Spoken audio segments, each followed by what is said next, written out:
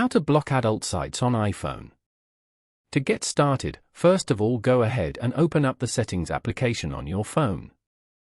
Once you're here, scroll down to find and tap on Screen Time. Within the Screen Time menu, locate the Content and Privacy Restrictions option under the Restrictions section. Make sure the main toggle for Content and Privacy Restrictions is turned on.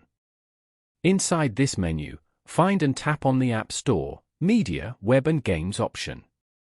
Here, scroll down a bit to find and tap on Web Content. You will see the current restriction level. Change the settings from Unrestricted to Limit Adult Websites. This will restrict access to many adult sites across all browsers on your iPhone. For more control, you can customize access by adding websites. Tap on Add Website under Never Allow to manually block specific URLs.